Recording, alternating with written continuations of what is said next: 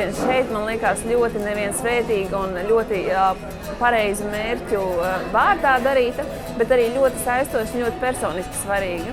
Jo man ir ļoti interesanti uzzināt pašai sīkāku informāciju par to, kā ir iespējams ar dažādiem rehabilitācijas pasākumiem, vingrošanām, elpošanām un dažādā citādā veidā šīs pulmonoloģijas un bronhu lietas darīt ļoti ikdienai piemērojamākas.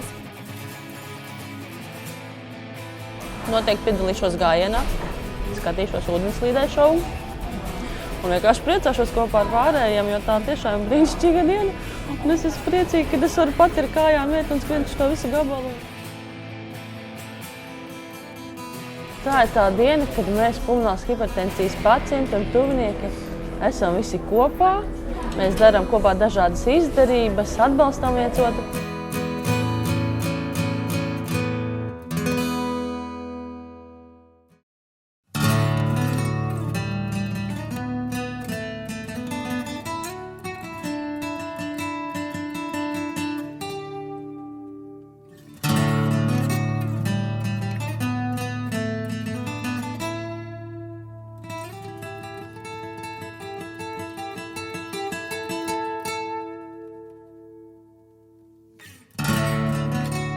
Šodien arī Latvijā, tāpat kā vairāk kā 80 valstīs pasaulē, tika rīkota plaušu hipertenzijas diena.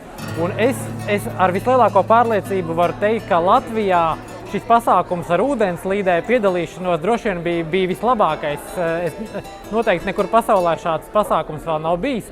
Un Ieva un Pulmonālās hipertenzijas biedrība katru gadu izdomā kādu jaunu, interesantu akciju, un atliek tikai gaidīt, kas būs nākamgad. Es domāju, ka pasākums viennozīmīgi ir izdevies, jo mēs esam sapulcinājuši diezgan daudz cilvēku visu dienas garumā, kuriem ir interese un kuri arī pirmoreiz uzzina par pulmonālo hipertenziju kā tādu. Varēja izmērīt gan skābekļa saturāciju, gan piedalīties gājienā, gan dažādās citās aktivitātēs. Bet mēs esam šeit un tagad nevis tāpēc, ka tas ir risks, bet tāpēc, ka mēs visi mīlam šo brīdi.